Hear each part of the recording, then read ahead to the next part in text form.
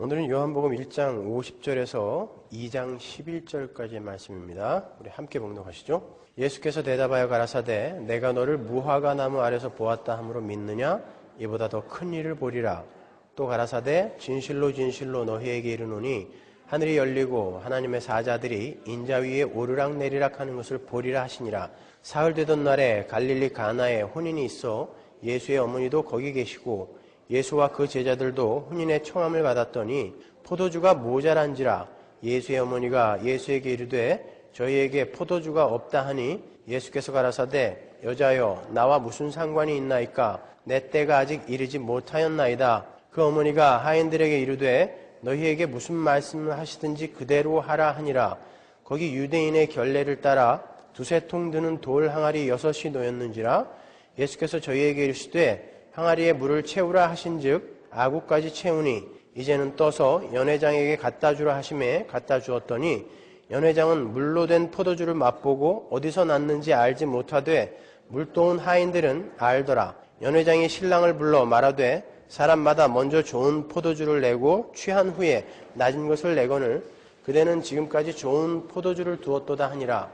예수께서 이 처음 표적을 갈릴리 가나에서 행하여 그 영광을 나타내심에 제자들이 그를 믿으니라. 아멘. 우리는 이제 요한복음의 서론 부분을 마치고 본론 부분으로 들어왔습니다.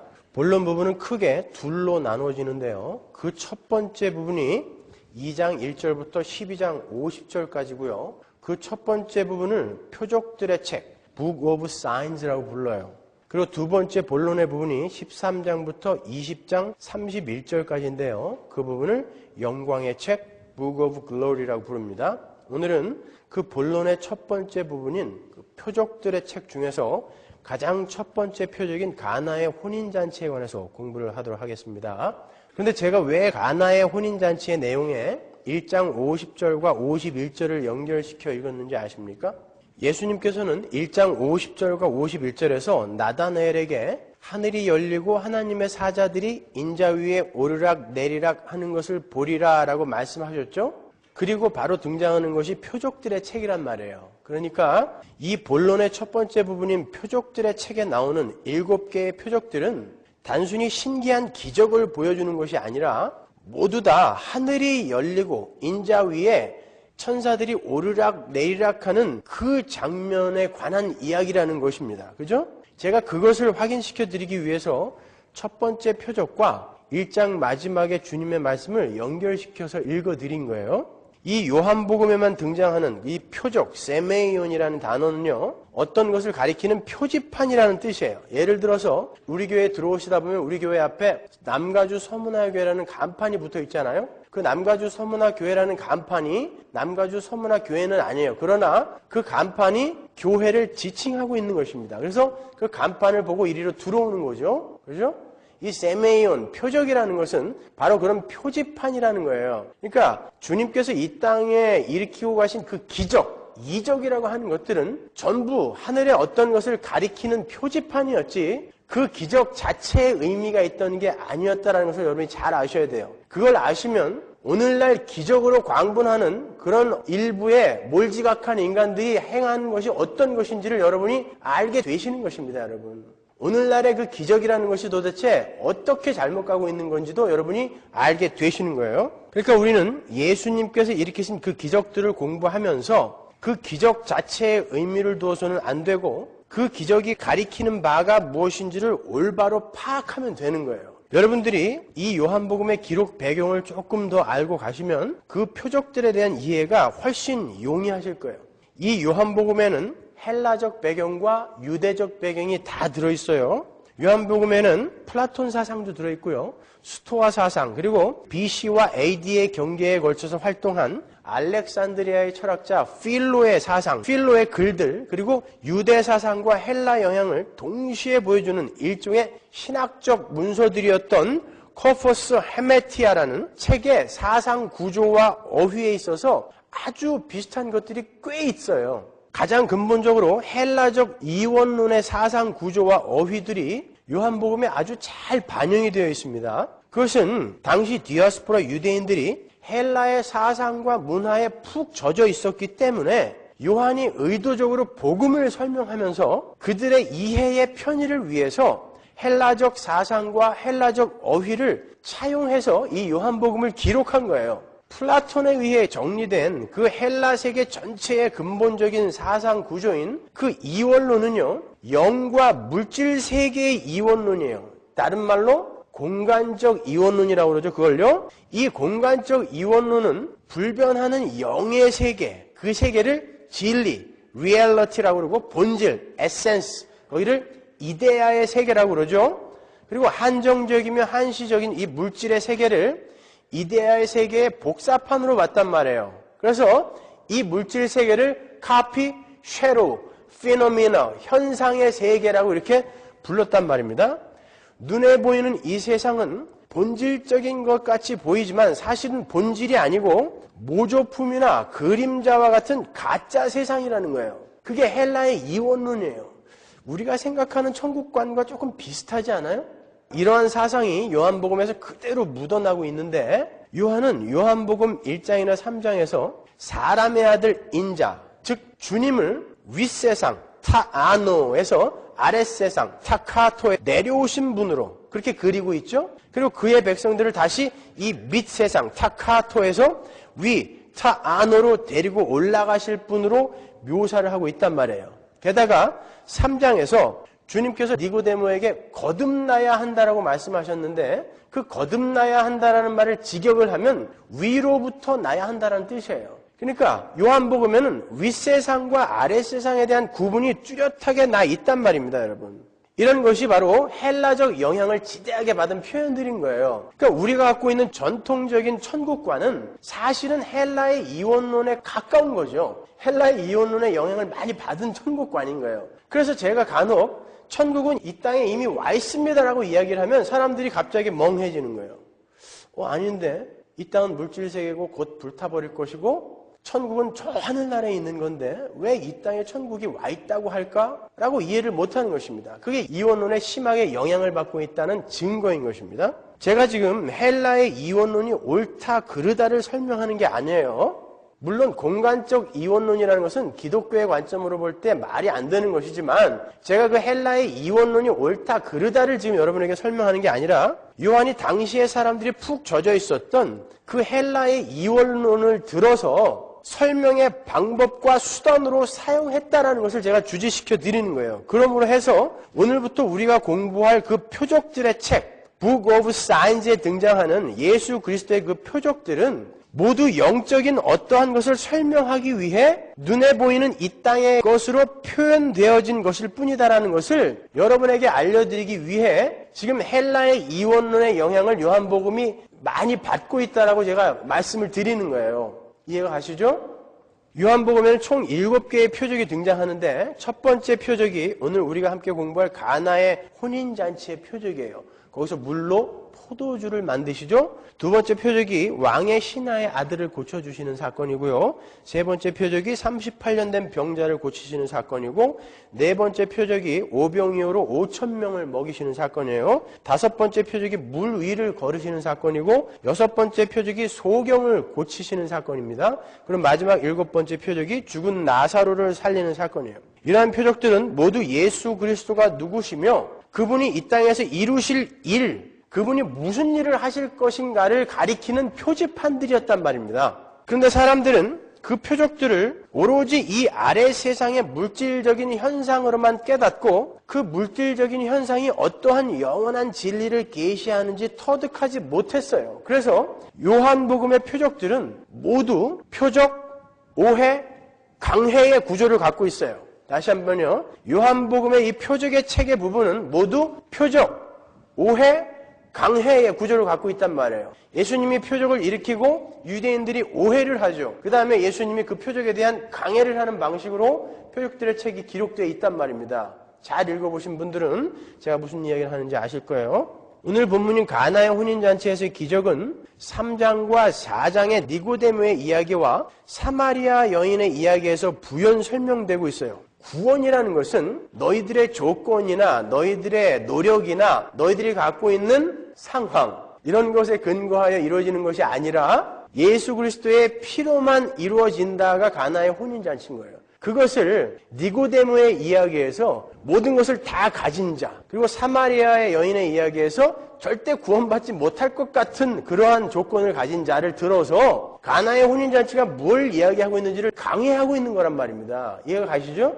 그리고 4장 26절에서 고관의 아들을 고치시는 것과 5장의 베데스다 목가의 38년 된 병자를 고치시는 사건은 5장 16절부터 또 예수님이 강해를 하세요. 사람들이 주님께서 안식일에 38년 된 병자의 병을 고치시자 안식일에 그런 일을 했다고 막 핍박을 가하죠. 그들은 그 사건을 통해서 예수님께서 종말에 치유와 생명을 가져오시는 분이라는 것을 보아야 됐는데 엉뚱하게 이 땅의 물질적인 이 세계의 관점으로만 그 기적을 본 거예요. 그때 예수님의 긴 강해가 시작됩니다. 예수님은 자신이 바로 하나님의 아들이시며 세상을 심판하는 권세를 받으신 분이시라는 것을 설명해 줘요. 그리고 내가 바로 안식일의 주인이다라고 이야기해 주신단 말입니다. 그리고 자신이 안식일의 병자를 치유한 것은 당신께서 안식일이 담고 있는 종말론적 그 의미를 완성하셔서 죽음을 극복하고 삶으로 가득 찬 새 창조를 가져오는 표적이라는 것을 강의하시죠.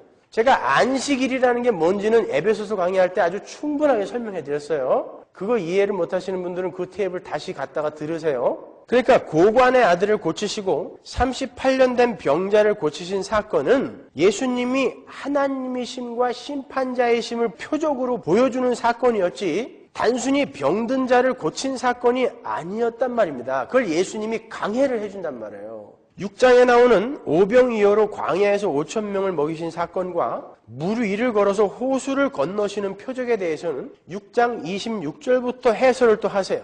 유대인들은 오병이어의 기적 이후에 예수님을 왕으로 모시기 위해 그분을 쫓아가죠. 무리지어 쫓아가요. 왜? 자기들에게 빵을 줬으니까. 그들은 주님이야말로 만나로 자신의 조상들을 먹이고 홍해를 건너게 했던 그 모세와 같이 자신들을 애굽의 노예 생활과 방불한 그 로마의 압제에서 구출해줄, 다시 말해 제2의 출애굽으로 이끄실 분이라고 생각한 거예요. 그러니까 그들의 민속적 메시아관에 부합하는 그런 메시아로 알아본 것이죠. 아니었단 말입니다. 그렇게 그들이 오병이어를 통해 기대했던 것은 이 땅에서의 출애굽이었어요. 오해죠. 예수님은 6장 26절부터 오병이어의 기적은 하늘의 생명, 영생을 주실 하늘의 떡으로서의 자신을 표적한 것이라고 설명해주고 있단 말입니다. 그리고 7장과 8장에서 세상의 빛에 대한 사전 설명이 나오고 9장에서 소경의 눈을 뜨게 하시는 표적을 보여주죠. 그리고 9장과 10장에서 참 메시아론이 어떤 것인지를 더욱 자세하게 해설해 주세요. 그러니까 주님께서 소경을 고치신 것은 죄로 말미암아 암흑 속에 들어있는 당신의 백성들의 눈을 뜨게 하시기 위해서 십자가를 지러 오신 예수님의 사역에 대해서 표적하고 있는 거란 말입니다. 그리고 마지막으로 11장에 죽은 나사로를 살리시는 표적이 나오는데요. 주님은 이 표적을 통해서 하나님의 백성들을 품에 품은 자신의 죽음과 부활로 말미암아 그 백성들에게 참 생명이 주어지게 된다는 것을 보여주는 거예요. 그렇게 해서 표적이 마무리되는 것입니다. 이게 복음이란 말입니다, 여러분. 그 복음을 표적으로 이렇게 이해하기 쉽게 그림으로 보여준 거예요. 그게 기적인 것입니다. 사도들이 일으킨 기적도 마찬가지인 거예요. 당시에는 아직 복음이 일목요연하게 설명되어진 책이 없었죠. 그리고 그것을 설명할 사람이 없었어요. 근데 가짜들이 많았단 말입니다. 그래서 이들이 진짜 사도다라는 것을 가리키기 위해서 하나님께서 그들에게 기적을 행할 수 있는 능력을 주셨던 거예요. 그리고 이 사도들이 병자를 낫게 하고 죽은 자를 살리고 한 것이 이들이 전하는 그 복음으로 말미암아 일어나게 될 새 창조가 어떤 것인가를 가리키고 있었던 거란 말입니다. 근데 이제 예수가 누구이시며 그 복음이 무엇인지 예수님이 내려오셔서 십자가를 지심으로 어떤 일이 일어나게 되었는지가 일목요연하게 성경책에 정확히 기록이 되어 있다고요. 게다가 그것을 우리 마음속에 직접 뚫고 들어오셔서 내주하시면서 설명하실 분이 오셨어요. 성령 하나님입니다. 그래서 그분이 믿음이라는 걸 통해서 우리에게 이해를 시켜준단 말입니다. 예전에는 기적을 봐야 진짜 이게 진짜구나 라고 믿을 수 있었다면 지금은 성령이 내 안에 들어오셔서 믿음이라는 걸 통해 우리에게 그걸 이해시켜준다고요. 그들을 성도라고 부르는 거예요. 그러니까 지금도 믿음이 아닌 기적을 보고 나의 신앙을 확인하려고 하는 사람은 다 가짜인 거예요. 아시겠어요? 그 사람 안에는 성령이 없는 것입니다. 이건 아주 중요한 거예요.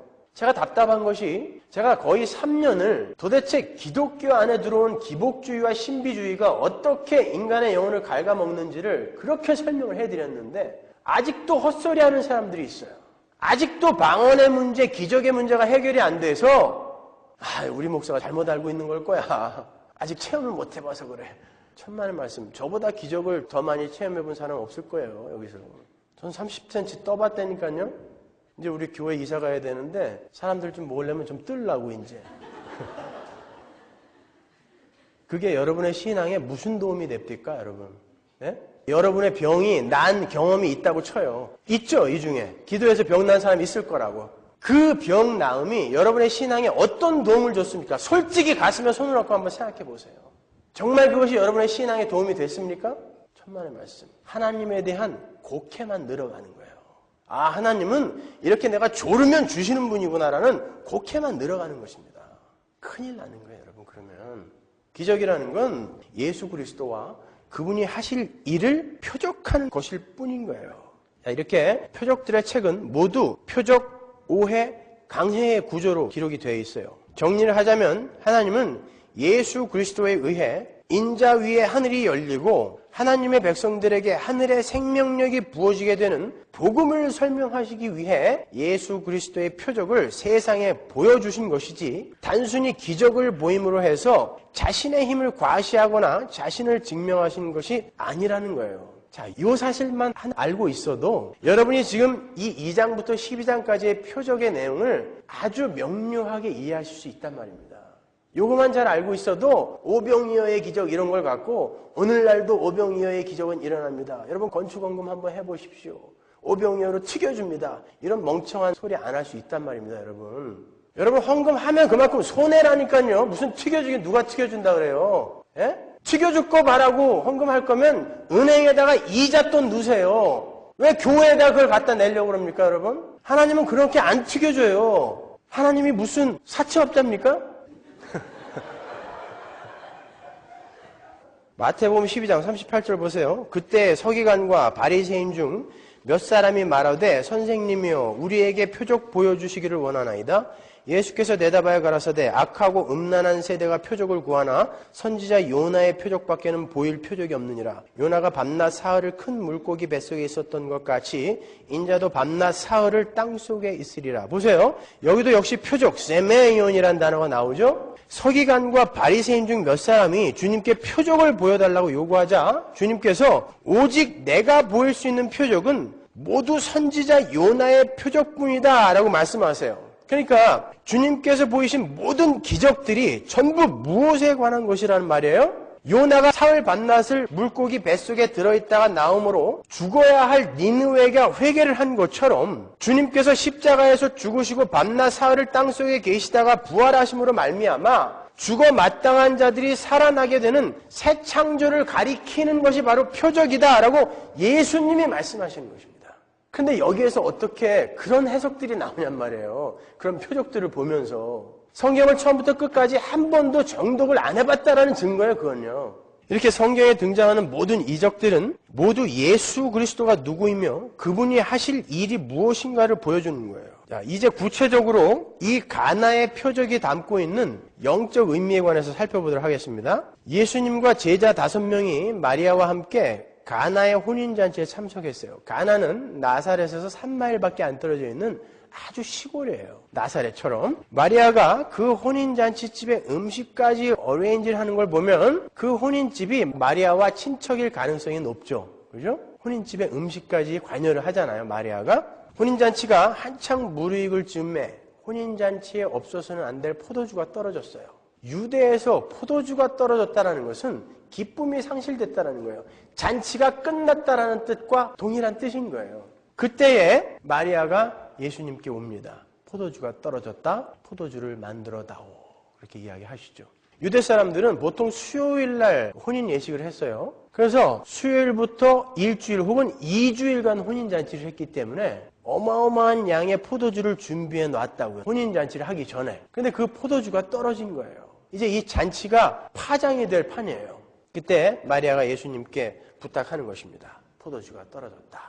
그 이야기의 의미는 제가 서둘러 결론부터 말씀을 드리면 이제 내가 이 혼인잔치에서 기적을 일으킴으로 해서 너의 메시아됨을 사람들 앞에서 증명해 보여라 라는 의미인 거예요. 왜 그런지는 제가 좀 이따 설명해 드릴게요. 주님은 그러한 마리아에게 여자여 나와 무슨 상관이 있나이까? 라고 다소 무례하고 매정한 대답을 하세요. 여기서 쓰인 여자여, 귀네라는 단어는 사실 굉장한 존칭어입니다.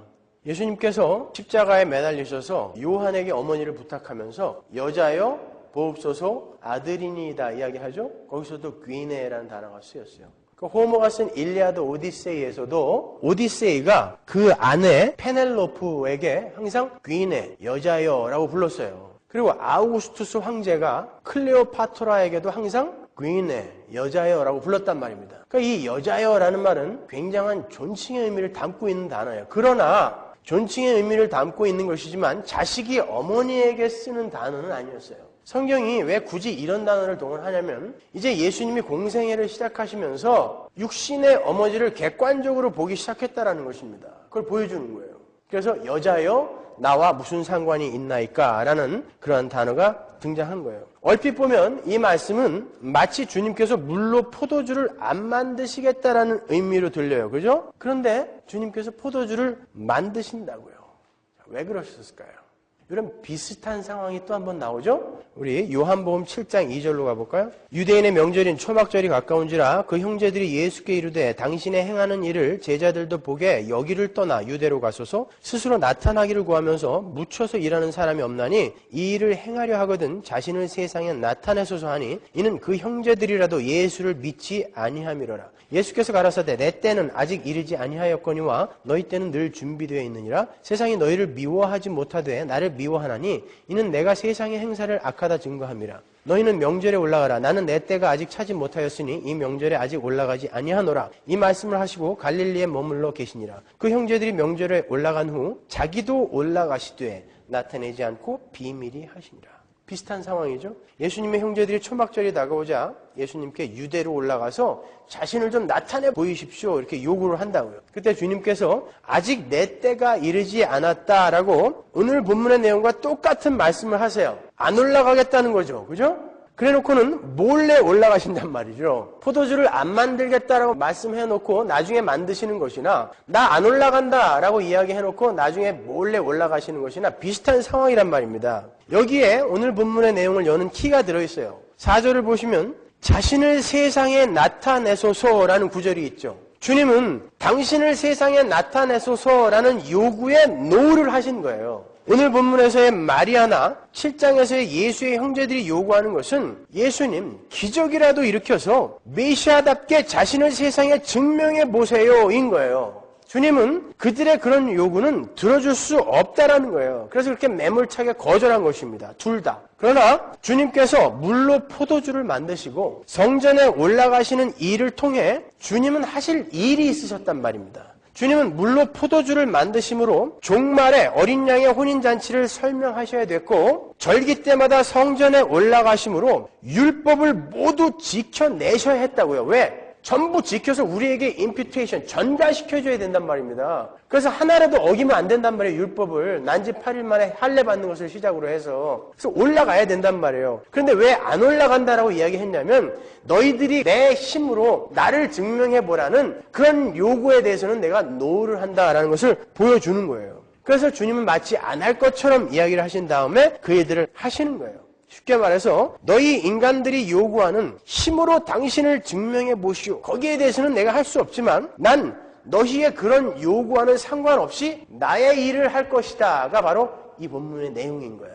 마리아와 예수의 형제들의 요구가 오늘날 교회가 주님의 이름을 부르면서 요구하는 것과 흡사하지 않습니까? 주님의 힘을 좀 보여주십시오. 예수를 믿으면 예수 믿는 자가 이렇게 잘 된다는 것을 좀 보여주십시오. 좀 세상에 증명하게 해주십시오. 이거 고지론 아닙니까? 이게 이 이야기와 뭐가 달라요? 예수님이 거기에 대해서 뭐라고 그랬다고요? 난 안 한다 그랬단 말입니다. 주님 기적같이 내 소원을 좀 들어주세요. 기적같이 내 병을 좀 낫게 해주세요. 기적같이 내 비즈니스 좀 회생시켜주세요. 주님이 그런다고요. 나는 그 일 안 한다. 마귀가 똑같은 요구했었죠. 40일 금식하신 예수님께 가서 뭐라 그랬어요? 네 힘으로 네가 메시아임을 증명해봐. 돌로 떡을 만들어봐. 성전에서 뛰어내려봐. 천사가 수종든다며. 그러면 세상 사람들이 너를 보고 야 진짜 메시아구나. 힘 있는 자구나 하고 쫓아올 거 아니야. 한번 해봐. 그랬단 말입니다. 마리아의 요구와 형제들의 요구와 오늘날 교회들의 요구와 마귀의 요구가 뭐가 다릅니까? 이게 무슨 기독교입니까 여러분? 마귀 새끼가 한 일을 그대로 답습하고 있는 게 기독교입니까? 예배당에 오면 사람들이 뇌를 빼놓고 생각을 안 하는 것 같아요. 생각해 보세요. 이거는 3단 논법만 알아도 아는 거 아닙니까? 근데도 인정하고 싶지가 않아. 왜? 나에게 유익이 안 된다니까 인정하고 싶지가 않아. 그죠? 그런 기독교는 없어요. 그건 무당 종교입니다, 여러분. 주님께서 그러한 자들에게 네가 나와 무슨 상관이 있냐라고 이야기할 거라고요. 여러분, 만일 여기 계신 분들 중에 예수를 믿는 이유가 주님으로부터 자신의 인생의 축복의 포도주를 얻어내는 것이라고 믿고 계신 분이 계시다면 주님께서 똑같은 대답을 하실 거예요. 네가 나와 무슨 상관이냐? 마태복음에 나오는 양과 염소 중에 염소. 네가 누구냐? 아 주님, 내가 주님의 이름으로 선지자 노릇하고 기적도 일으키고 귀신도 쫓아냈는데 무슨 소리 하세요? 그랬더니 주님이 네가 누구냐? 이 불법을 행하는 자야, 내게서 떠나가라. 안 무서우세요? 주님이 네가 나와 무슨 상관이냐? 이렇게 말씀을 하신다는데 안 무서우십니까 그게? 너무 사랑의 하나님, 당신은 사랑받기 위해 태어난 사람, 이런 노래만 불러갖고 겁이 없어졌어 사람들이. 전부 자기는 사랑받기 위해 태어난 사람인 줄 알아요. 천만의 말씀입니다 여러분. 두려움을 갖고 사셔야 돼요. 경외감을 갖고 사셔야 된다니까요. 예수님은 세상에 죄 때문에 오신 분이에요. 예수님은 여러분의 소원을 들어주기 위해 이 땅에 오셔서 십자가에 매달리신 거 아닙니다. 예수님은 여러분의 죄를 도말하시기 위해 십자가에 매달리셨고 성령으로 여러분 안에 지금 들어오셔서 그 죄의 오염과 부패성을 깨끗이 씻어내고 계신 것입니다. 그걸 위해 여러분의 소원을 묵살해버릴 수도 있다는 것입니다. 그게 목적인 거예요. 근데 이거는 진짜 기독교의 목적, 예수 그리스도의 목적, 신앙의 목적에 대해서는 전혀 생각도 안 하고 자기의 소원 이루는 데만 눈이 뻘개진 게 오늘날의 교회 아닙니까 여러분? 자기의 죄의 문제에 대해서는 고민도 안 하고 그저 자기 인생의 포도주만 채워달라고 아우성이에요. 주님은 그렇게 이 세상 잔치집에 포도주를 구하는 마리아의 요구에 내 때가 아직 이르지 않았다라고 이야기하세요. 좀 엉뚱한 대답 같지만 그 대답 안에 기독교의 핵심 교리가 내포되어 있는 거예요. 여기서 내 때, 호라무라는 이 단어는 요한복음 내에서만도 여러 번 나오는데요. 그 때가, 호라가 가리키는 것이 모두 예수님의 십자가를 가리키는 거였어요. 볼까요? 요한복음 7장 30절 보세요. 저희가 예수를 잡고자 하나 손을 대는 자가 없으니 이는 그의 때가 아직 이르지 아니하였음이니라. 그의 때가 뭐예요? 예수 그리스도의 십자가의 죽음이죠. 요한복음 8장 20절. 이 말씀은 성전에서 가르치실 때에 연보교회 앞에서 하셨으나 잡는 사람이 없으니 이는 그의 때가 아직 이르지 아니하였음이로라.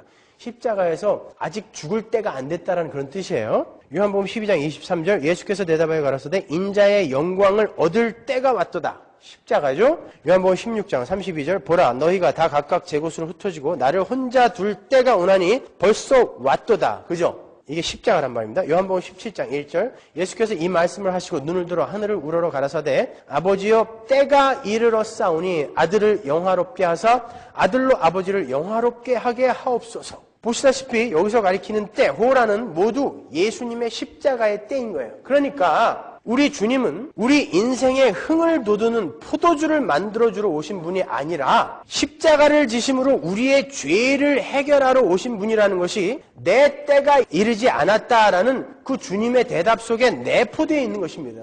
마리아는 이 땅의 잔치의 흥을 돋우기 위해 포도주를 만들어 달라고 했는데 주님은 내 때가 이르지 않았다라고 대답했단 말입니다. 그것은 십자가라는 거예요. 그러니까 나는 포도주 만들러 온 사람이 아니라 십자가 지러 온 사람이다라는 걸 이야기하는 것입니다. 자기 인생의 포도주를 위해 주님을 찾는 사람들이 그 포도주가 주어졌을 때도 역시 주님을 찾겠습니까? 생각해 보세요.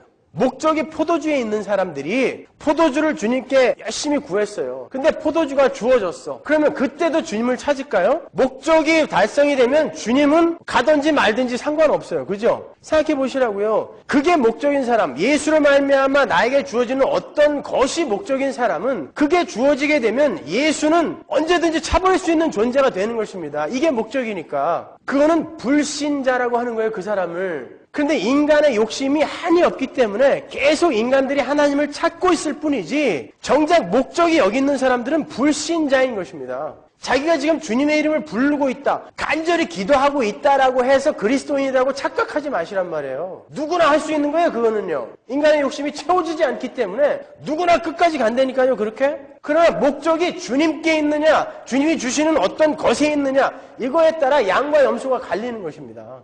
근데 오늘날 대부분의 교회라고 하는 단체들이 이리로 가고 있다고요, 염소 쪽으로. 그죠? 주님이 주는 어떤 거에 눈이 뻘개갖고 그 쫓아가고 있단 말입니다. 오히려 주님은 이거 다 뺏어가도 너 나를 섬길 거야? 라고 물어보고 계시다고요, 성도들에게. 거기에 대한 준비는 전혀 하지 않고 언제까지 젖병 물고 있을 거예요? 엄마 젖죠? 엄마 배고파. 어이구 그래 내 새끼 젖이나 먹어라. 나이가 50이 넘었는데 아직도 엄마 젖죠? 이러고 있어요, 전부. 철이 들면, 그게 사람이라면 적어도 철이 든 이후부터는 우리 부모를 어떻게 해야 내가 기쁘게 해드릴까? 이런 생각들을 하지 않습니까? 오늘날 예배당에 앉아있는 사람들은 근데 아직도 젖병 물고 있어요. 머리가 희끗희끗한데 아직도 아빠 젖죠? 그러고 있다니까요. 심각한 것입니다, 여러분. 이거. 마귀는 그렇게 우리를 미혹하고 있는 거예요. 그게 마치 기독교인 양 우리를 미혹하고 있는 것입니다. 그래서 그렇게 힘을 추구하는 자칭 그리스도인들이 자기의 삶에 물질이 채워지고 과학 문명의 발달로 편안한 삶이 찾아오게 되면 자꾸 주님을 자기의 삶 속에서 밀어내는 거예요. 그래서 과학이 발달하고 세상이 살기 좋아지면 좋아질수록 예배당은 비워져가는 거예요. 힘을 추구하는 자들은 그 힘이 주어지면 절대 하나님 안 찾습니다. 힘을 추구하는 자들에게 진짜 돈이 주어지면 그들은 반드시 교회를 떠나요. 아니, 건너서 완전히 떠나지는 못해도 언제든지 골프 치러 가고 싶으면 가고 언제든지 여행 가고 싶으면 가고 지 마음대로야. 하나님은 가끔 내가 만나주면 하나님이 감사의 악수를 청해야 되는 그런 사람이 된다니까요. 그래서 제가 기도하는 거예요. 하나님, 우리 교인들은 절대 그렇게 되지 말게 해주세요. 그런데 때만 되면은 머리 뒤밀고 축복기도 해달라고 찾아오는 인간들은 뭐냔 말이에요, 도대체. 무슨 복을 그렇게 받고 싶으세요, 이 땅에서? 진짜 복은 영생인 것입니다. 그 영생을 확인하는 것이 성도의 신앙생활의 전부예요, 전부. 그거 놓치면 여러분은 그때부터 망해가기 시작하는 거예요.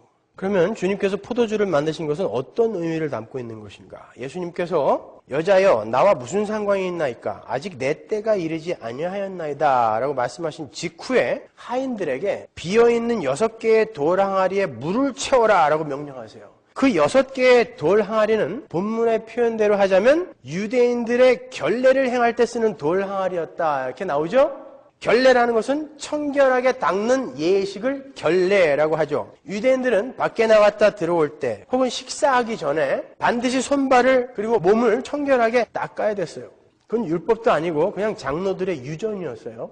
마가복음 7장 3절 보세요. 바리새인들과 모든 유대인들이 장로들의 유전을 지켜 손을 부지런히 씻지 않으면 먹지 아니하며 또 시장에서 돌아와서는 물을 뿌리지 않으면 먹지 아니하며 그 외에도 여러 가지를 지켜오는 곳이 있으니 잔과 주발과 녹그릇을 씻음이로라. 이런 거예요. 근데 재미있는 것은 그 돌 항아리가 비어 있었다 그러죠. 장로들의 유전을 그토록 소중하게 여겼던 유대인들이라면 그 돌 항아리는 항상 맑은 물로 가득 차 있어야 돼요. 닦아야 되니까 진짜 자기들이 그거 했다면. 근데 그 돌 항아리가 모두 비어있단 말입니다. 그 비어있는 돌 항아리들은 예수 그리스도로 결론 지어지지 않는 형식주의에 빠져버린 생명력 없는 유대교를 상징하는 거예요. 6개의 돌 항아리는. 물도 채워져 있지 않은 정결 예식 항아리. 복음과는 전혀 상관없는 열광적인 어떤 종교 행위에 광분하는 그런 사람들이 생각나지 않습니까? 복음과 전혀 상관없이 어떤 종교 행위를 열광적으로 하는 어떤 사람들. 근데 이렇게 안을 확 열어보면 아무것도 없어. 통 비어있는 사람들. 주님은 그 항아리들에다가 물을 가득 채우라고 그래요. 그리고 참 기쁨과 참 행복은 어떻게 해서 오게 되는 것인가를 표적으로 보여주시는 거예요. 그 물들이 모두 포도주가 되어버린 것입니다. 성경에서 포도주는 주로 기쁨, 잔치, 희락을 상징해요. 시편 104편 15절 보세요. 사람의 마음을 기쁘게 하는 포도주와 사람의 얼굴을 윤택케 하는 기름과 사람의 마음을 힘있게 하는 양식을 주셨도다. 심지어 랍비들의 어록에는 포도주가 없으면 기쁨도 없다라는 말까지 있어요. 또 오늘 전부 가셔서 포도주 한 잔씩 하시는 거 아닌가 모르겠네요. 그 정도로 유대인들에게 있어서 포도주는 기쁨의 상징이었어요. 성경은 지금 형식분인 유대교를 참 기쁨을 상실한 잔치집으로 비유하고 있는 거예요. 잘 들으세요. 포도주가 떨어진 그 잔치집, 혼인잔치집을 형식만 남아있는 유대교로 지금 비유하고 있는 거란 말입니다. 그 잔치집이 참 기쁨을 회복한 잔치집이 되기 위해서는 예수 그리스도의 보혈이 뿌려져야 비로소 그 잔치집이 참 잔치집이 될 수 있음을 표적으로 보여주시는 것이 바로 이 물로 포도주를 만드신 사건의 진이인 거예요. 왜 이 가나의 혼인잔치가 7째 날에 등장하는지 아시겠죠? 그 이튿날, 그 이튿날, 그 이튿날 사흘째 되던 날이 가나의 혼인잔치잖아요? 7째 날이 가나의 혼인잔치란 말입니다. 창세기에서 7째 날이 뭐였어요?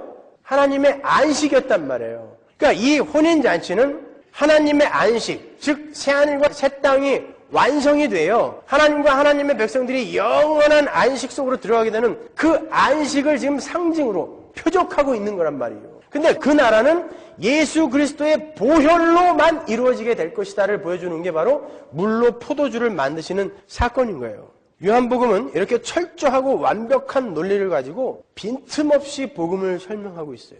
이 요한이라는 사람은 상당히 머리가 좋았던 사람이고 아주 치밀한 사람이었던 것 같아요. 나중에 보면은 베드로가 잡았던 고기 153마리 누가 셨어요? 요한이 셨습니다. 그 경황에 물고기를 쓰고 있었어. 153개를.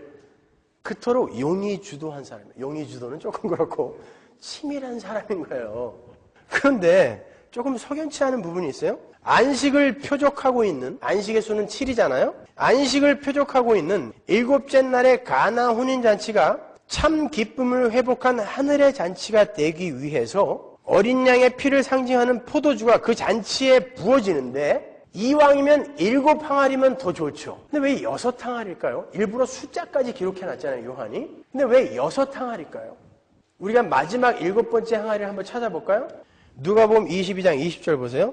저녁 먹은 후에 잔도 이와 같이 하여 가라사대 이 잔은 내 피로 세우는 새 언약이니 곧 너희를 위하여 붓는 것이라. 마지막 7번째로 부어지는 그 항아리가 누구예요? 예수 그리스도인 거예요. 예수 그리스도로 그 피는 완성이 되는 것입니다. 그래서 항아리가 굳이 6개인 거예요. 예수님이 거기에 7번째 항아리로 쓰시는 것입니다. 그 예수 그리스도의 피가 우리를 혼인잔치로 끌고 들어가는 거예요. 근데 이미 뿌려졌어요. 그리고 여러분은 그 혼인잔치에 들어와 있어요, 영적으로. 그리고 그 혼인잔치의 기쁨을 문득문득 맛도 보고 계신다니까요, 지금. 그러니 우리의 신분이 얼마나 존귀한 겁니까, 여러분.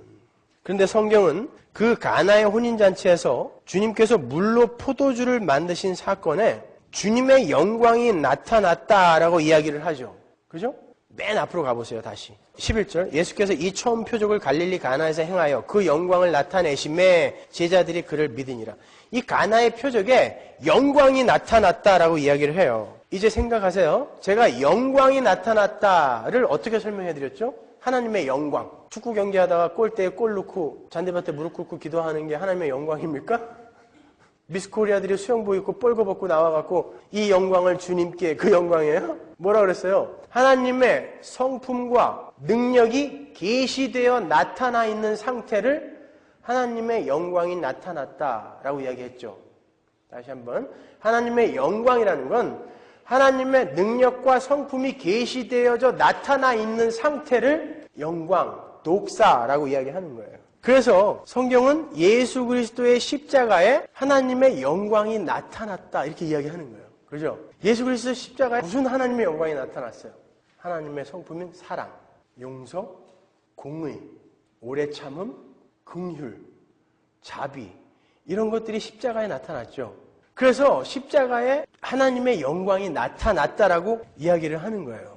그러면 이 가나의 혼인잔치에 어떠한 하나님의 영광이 나타났는지를 우리가 간단하게 살펴보고 제가 마칠게요. 먼저 창조라는 하나님의 능력이 나타났어요. 하나님은 창조의 하나님이세요. 그 하나님의 능력이 이름도 없는 동네인 가나의 어느 잔치집에 나타난 거예요. 물이 포도주가 된 건요, 본질이 바뀐 거죠. 그죠? H2O에서 포도주로 바뀐 거예요. 포도주의 화학식은 제가 몰라요. 그죠? 본질이 바뀐 거예요. 그거는 창조란 말입니다. 그 허름한 유대인들조차도 잘 모르는 그 가나의 동네에 하나님의 창조의 능력이 임한 거예요. 이것은 바로 그 가나의 혼인잔치집과 같은, 그것과 방불한 초라한, 그리고 나약하고 추하게 그지없는 우리에게도 하나님의 그 창조의 능력이 나타나 우리를 새롭게 창조해 나가신다는 것을 우리가 거기서 알 수 있는 것입니다. 하나님은 가나라는 작은 시골 마을의 잔치집에 들어가셔서 자칫 파토가 날 뻔했던 잔치집에 창조의 행위를 보태심으로 그 잔치집을 잔치집으로 회복하세요. 예수께서는 성령의 모습으로 우리에게 들어오셔서 지금 기쁨을 잃고 타락한 인간들은 참 기쁨을 상실한 자들이란 말입니다. 그들에게 와서 매워도 메꿔지지 않는 그 자리에 하나님이 그 참 기쁨으로 이렇게 메꿔주시는 거예요. 성령께서. 바로 우리는 가나의 혼인잔치의 이야기에서 하나님의 그 하시는 일, 그 일을 미리 우리가 엿볼 수 있는 거예요. 주님은 우리 이 인간적인 눈으로 볼 때 전혀 변할 것 같지 않는 그러한 사람들 속에 찾아오셔서 그 사람들을 변화시켜 가고 계세요. 이곳에도 전혀 불가능할 것 같았던 사람들이 변해서 주님께 돌아온 사람들이 있어요. 그죠? 대표적인 사람이 바로 저예요. 아무도 제가 목사가 될 거라고 생각하지 않았어요. 제가 다니던 교회에서는 절대 목사가 되어서는 안 될 사람이 저였어요. 근데 주님께서 찾아오셔서 저를 이렇게 뒤집어 엎어버린 거예요. 제가 우리 교회에서도 정말 물이 포도주로 변한 것보다 더 확실하고 더 신비롭게 변한 사람을 많이 봐요. 우리 교회 안에서도. 제가 최경호를 처음 만났을 때 벌써 한 5년 됐어요. 우리 교회가 개척되기 전에 제가 다른 교회 청년부 담당 목사였을 때 만났으니까 그때 우리 최경호가 일간지 경제부 기자였어요. 기자 출신이었어요. 그 똑똑한 친구였어요. 똑똑한 놈들이 문제예요, 항상. 그때 경호는 신앙이 뭔지 교리가 뭔지 전혀 몰랐어요. 그리고 저 왼수가 공산당이었다니까요. 그래갖고 기독교하고 이 유물론하고는 완전히 극이란 말입니다. 근데 어떻게 교회를 왔어요. 소문 들으니까 또 술은 되게 먹는다 그러더라고, 그때. 근데 딱 보는 순간 대학교 때 저를 거울로 보는 것 같았어요. 저랑 똑같아. 사상, 사고, 의심 많은 거, 똑똑한 거. 얼굴은 물론 좀 차이가 있죠.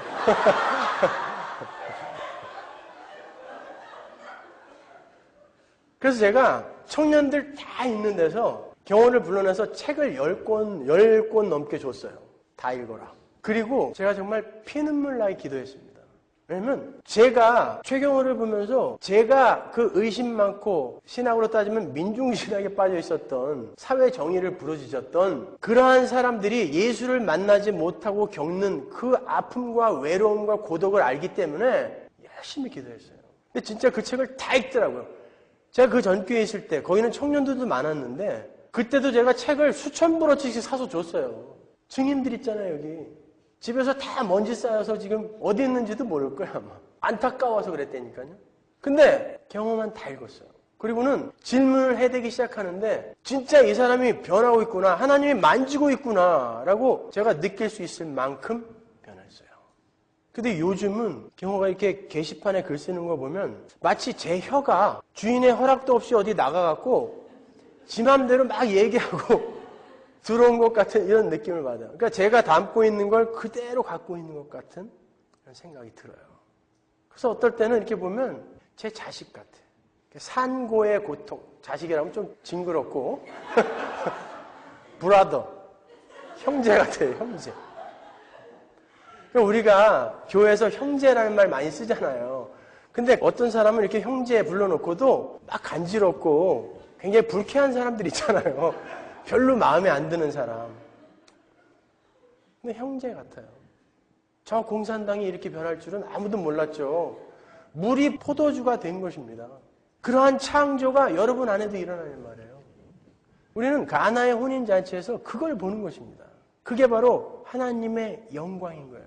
그 영광이 바로 여기에 나타났어요. 그랬더니 제자들이 믿더라 그러지 않습니까? 그죠?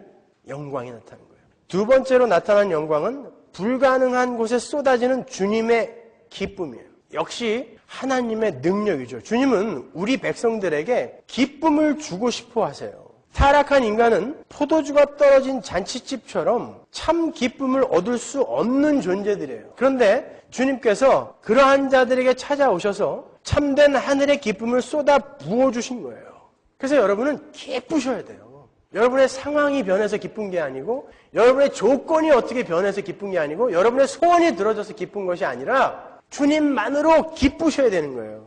근데 한국교회는 엄숙과 경건을 너무 강조하는 바람에 그 기쁨을 표현하지 못하고 있는 것 같아요. 예배당에 와갖고. 예배당에 오면은 그래서 전부 그냥 표정이 장례식에 온 사람들 같아요. 그게 경건한 것처럼 착각하고 있는 거예요. 양복도 전부 우중충한 거. 밝은 거 입으면 경망스럽다고 그럴까봐 여자들은 전부 검은 치마에 하얀 브라우스. 무슨 모란봉입니까 여기가? 전혀 상관없는 거예요 그거는. 여러분 모란봉처럼 옷 입고 와서 말만 하면 그냥 할렐루야, 찔르면 아멘 이런 아줌마하고 우리 집사람처럼 온 동네방네 돌아다니면서 깔깔깔깔거리고 웃는 사람하고 누가 더 경건해 보이죠? 누가 더 하나님의 기쁨을 표현하는 사람이냔 말입니다. 착각하고 있는 거예요. 여러분 여기는 장례식장이 아니라니까요. 기쁨이 회복된 자들이, 포도주가 회복된 잔치집에 온 사람들이 잔치를 벌이는 곳이에요. 여기는요. 밖에서는 얻어터지고 찢기고 상하고 그렇게 그냥 와서 여기 와서는 잔치를 벌이는 거예요. 야 이제 조금만 더 참자. 조금만 더 가면 목표 지점이 오는 거야. 그냥 전부 그냥 후청충해가지고. 제가 여러분들에게 무슨 경거망동하라는 거 아니에요. 우리는 아버지 앞에 나오는 거니까 그 아버지 앞에서 우리가 어떻게 해야 그 아버지가 기뻐할까를 생각하잔 말이에요. 자식이 아버지 앞에 나가는데 늘 그냥 검은 양복에 엄숙하게 맨날 무릎 꿇고 앉아가지고 뭐라고 이야기하면 아멘, 할렐루야 맨날 이러고 있으면 그 아버지 속 터져 죽어요. 아버지를 아버지답게 대우해 주시고 자식다운 삶을 아버지께 좀 보여줘야지. 그리고 아버지가 믿지도 않아요. 아버지는 그 자식에 대해서 뻔히 알고 있거든요. 아이 저 자식 저거 그런 놈이 아닌데 저거 굉장히 쇼하고 있네 저거. 그런다니까요. 좀 자유로워지십시오 여러분. 제가 이렇게 하나님께서 우리에게 기쁨을 회복해 주시는 분이라고 설명을 해드렸는데 그 기쁨은 여러분의 소원을 들어줌으로 여러분에게 주어지는 기쁨도 아니고 여러분의 환경을 여러분이 원하는 대로 바꾸어줘서 주어지는 기쁨도 아니에요. 빌립보서 4장 4절 보세요. 주 안에서 항상 기뻐하라. 내가 다시 말하노니 기뻐하라. 너희 관용을 모든 사람에게 알게 하라. 주께서 가까우시니라. 아무것도 염려하지 말고 오직 모든 일에 기도와 간구로 너희 구할 것을 감사함으로 하나님께 아뢰라. 그리하면 모든 지각에 뛰어난 하나님의 평강이 그리스도 예수 안에서 너희 마음과 생각을 지키시리라. 보세요. 우리가 구할 바를 하나님께 아뢰면 하나님께서 모두 다 들어주심으로 우리에게 기쁨을 주시겠다 그러나요? 아니죠. 기뻐하라 기뻐하라 그러면서 뭐라 그래요? 하나님께서 너희의 마음과 생각을 바꾸어서 기쁨을 주신다 그러죠. 그죠? 상황을 바꿔주고 소원을 들어줘서가 아니라 너희들의 마음과 생각을 바꾸어서 기쁨을 준단 말이에요. 그래서 우리는 어떠한 상황 속에서도 흔들리지 않는 기쁨을 갖고 있어야 되는 거예요. 마태복음 11장 28절을 가보세요. 수고하고 무거운 짐진 자들아 다 내게로 오라. 내가 너희를 쉬게 하리라. 나는 마음이 온유하고 겸손하니 나의 멍에를 메고 내게 배우라. 그러면 너희 마음이 쉼을 얻으리니. 그죠? 여기서도 수고하고 무거운 짐진 자들아 다 내게로 오면 내가 짐 대신 져줄게. 그러지 않는다니까요. 짐 지고 내게 와서 내게 배우면 그 짐은 여전히 네 등에 놓여 있지만 네 마음이 쉼을 얻게 될 거야 라고 이야기한단 말입니다. 그게 기쁨인 거예요. 우리에게 주어지는 기쁨. 이렇게 주님은 칠흑같이 어두운 우리의 삶에 찾아오셔서 흥겨운 잔치집으로 만들어주시는 거예요. 여러분 즐거우세요? 신앙생활이 즐거우십니까? 즐거우셔야 되는 거예요. 바로 지금 여러분 안에서 포도주가 충만하게 흘러넘치는 가나의 혼인잔치가 벌어지고 있기 때문에 여러분은 즐거우셔야 돼요. 즐거움을 상실하셨다면 그 즐거움을 여러분 반드시 회복하셔야 돼요. 그 방법에 대해서는 제가 조금 이따가 알려드릴 거예요. 근데 그 기쁨은 그냥 있으나 마나한 작은 기쁨이 아니에요. 그 항아리가 6개 있다고 그랬는데 그 항아리 하나에 2~3통 들어간다 그랬죠. 한 통이 보통 10갤론이거든요. 그럼 2통만 따져도 120갤론이에요. 포도주가 3통으로 계산하면 180갤론. 포도주가 180갤론이면 이 지구상에 그 포도주 180갤론을 다 해치울 잔치가 없어요. 근데 그렇게 풍성하게 왜 만드셨을까요? 왜 오병이어의 기적에서 12광주리를 남기셨을까요? 주님이 계산을 잠깐 잘못한 거예요? 음식 아깝게 이거 왜 남기셨을까? 하늘의 풍성함, 하늘의 복은 이토록 풍성하다는 거예요. 하늘의 기쁨은 이렇게 충만하게 흘러넘치는 것이지 부족한 것이 아니다라는 걸 보여주는 것입니다. 그래서 여러분은 그 기쁨만 가지고 있으면 이 세상 어떤 것으로도 채워지지 않는 그 마음속의 공허함을 그 기쁨으로 채울 수 있다니까요. 우리는 그거 찾아가는 거예요. 여러분, 세상의 기쁨은 항상 상대적이에요. 기쁨을 찾는다라는 건 인간의 욕망의 표출이거든요. 인간의 욕망이라는 건 마치 알베르트 까미가 쓴 시지푸스의 신화에 나오는 그 시지푸스의 삶 같은 생각이 들어요. 시지푸스가 어떤 저주를 받았냐면 계속해서 큰 바위를 산꼭대기로 밀고 올라가는 거예요. 그래서 이제 다 왔구나 그러고 세워놓으면 뚜루루 굴러 내려가. 그럼 내려가서 다시 또 끌고 올라와야 돼요. 계속 그 일을 해야 되는 거예요. 시지푸스는. 여러분, 우리 인간이 어떤 욕망을 갖고 기쁨을 찾아 목표 지점을 향해 올라가잖아요. 그 목표 지점에 올라갔을 때 그 만족이 며칠 못 가요. 돌은 도로 굴러 내려간다고요. 왜? 또 다른 욕망을 찾아가야 되기 때문에 또 끌고 올라가야 돼요. 올라가면 또 떨어져요. 죽을 때까지 그 일만 하실 거예요. 여러분, 새 차, 여러분이 갖고 싶었던 새 차 샀을 때 좋죠. 기쁘죠. 며칠 가든가요, 그거? 누가 그냥 기스라도 쭉 내고 나면 그때부터 정 떨어지잖아요. 안 기뻐요, 별로. 새 집 샀을 때 기쁘시죠? 얼마나 가든가요, 그 기쁨이? 우리 자식 좋은 대학 들어갔을 때 기쁘죠? 얼마나 가든가요? 우리 아들이 USC 들어갔어요. 기뻤어. 너무 좋았어. 잔치 벌리는데 옆집 아이가 하버드에 들어갔어. 그러면 머리에 띠 딱 묶고 눕는 거예요. 기쁨은 온데간데 없이 사라지고 저놈 새끼 공부 좀 더 열심히 하시. 이 무슨 쪽팔림이란 말인가. 이게 기쁨이에요? 제가 어렸을 때 우리 동네 아이들은 전부 저 때문에 그런 어려움을 겪었죠. 열심히 공부해서 10등 안에 들어갔고 딱 왔는데 저는 늘 1등을 했으니까. 굉장히 표정이 어두워지시네요. 제 자랑이 아니라 사실을 말씀드리는 거예요. 어떻게 해도 수습이 안 되는군요. 여러분, 기쁨은 그런 걸 기쁨이라고 하지 않아요. 성경은요. 성경이 말하는 기쁨은 오직 하나님으로만 주어지는 기쁨을 기쁨이라고 해요. 그분에 대한 지식, 그것으로 말미암아 나에게 오는 안도감, 평안함, 안식, 행복, 이런 게 여러분 안에 있냔 말입니다. 하나님이 아무것도 안 줬는데도 그 하나님으로 말미암아 좋아서 어쩔 줄을 모르겠는 그런 기쁨이 여러분 안에 있냔 말입니다. 여러분, 로마서 14장 17절 보세요. 하나님의 나라는 먹는 것과 마시는 것이 아니요 오직 성령 안에서 의와 평강과 희락이라. 희락이 뭐예요? 기쁨이에요. 하나님의 나라는 기쁨인 것입니다. 갈라디아서 5장 22절 오직 성령의 열매는 사랑과 희락, 기쁨인 거예요. 하나님 나라에 들어온 사람들은 그 삶 속에서 희락, 이 기쁨의 열매를 반드시 맺으셔야 되는 거예요. 하나님은 반드시 우리를 여호와로만 기뻐하는 자로 만드시겠다는 것입니다. 자기가 원하는 상황이 주어져서 혹은 자기의 소원이 이루어짐으로 기뻐하는 자가 아닌 오직 여호와만으로 기뻐하는 자로 만드시겠다는 거예요. 그렇게 되면 그 기쁨이 바로 성도의 힘이 된다니까요. 여러분은 이 땅에서 지금 이 세상과 싸워야 되는 분들인데 여러분의 유일한 무기가 바로 그 기쁨인 거예요. 하나님만으로 느끼게 되는 그 기쁨. 느헤미야 8장에 나오죠. 느헤미야가 뭐라 그래요? 여호와를 기뻐하는 것이 너희의 힘이다 그러지 않습니까? 여러분이 고지에 올라가는 게 여러분의 힘이 아닙니다. 여러분이 돈 많이 버는 게 여러분의 힘이 아니라 여러분이 여호와를 비로소 기뻐할 수 있는 자가 되는 거. 그게 힘인 거예요. 그땐 뭐가 무서워요? 가난이 무섭습니까? 질병이 왜 무서워? 여호와가 나의 기쁨이 됐는데 그게 왜 무서워요? 그게 힘이라는 것입니다.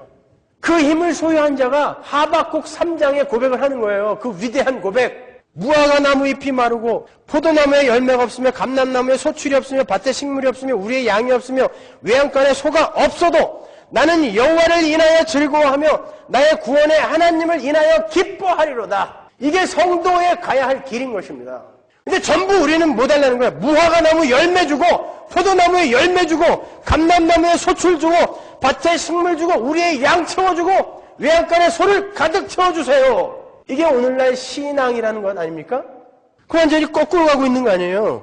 그러면 이렇게 하나님의 영광이 우리의 삶 속에 나타나게 하기 위해서, 드러나게 하기 위해서는 어떻게 해야 됩니까? 오늘 본문에 답이 나와요. 2장 3절 보세요. 마리아가 예수님에게 이렇게 이야기하죠. 포도주가 모자란지라 예수의 어머니가 예수에게 이르되 저희에게 포도주가 없다 하니 They have no more wine. 주어가 뭐죠? 와인이죠. 그때 주님께서 여자여 나와 무슨 상관이 있나이까라고 대답하십니다. 근데 5절에서 어떻게 바뀌는지 보세요. 그 어머니가 하인들에게 이르되 너희에게 무슨 말씀을 하시든지 그대로 하라 하니라 Do whatever he tells you. 주어가 누구로 바뀌어요? 이제 예수님으로 바뀌는 거예요. 마리아의 관심이 세상에 포도주에 있을 때는 나와 무슨 상관이 있습니까? 라고 얘기하셨던 주님이 Do whatever he tells you 라고 이 관심이 주님께로 돌아가니까 그분의 말씀으로 돌아가니까 주님이 비로소 영광을 나타내신단 말입니다. 기쁨을 부어주고 창조의 일을 하시고 그러니까 여러분의 관심을 이 세상의 힘, 그 포도주 거기에서 돌려서 하나님께로 향하세요. 그래야 여러분 안에 창조가 일어나는 것입니다. 그거 안 하고 전부 세상 것으로 나는 어떤 좋은 남자를 만나야 될까? 어떤 멋진 여자를 만나야 될까? 어떻게 부자가 돼야 될까? 어떻게 잘난 사람이 돼야 될까? 온통 여기에 관심이 있으니까 기쁨은 개뿔이나 무슨 기쁨이 있어. 전부 우울해가지고 교회 오면 우중충 해가지고 나까지 우울해져요.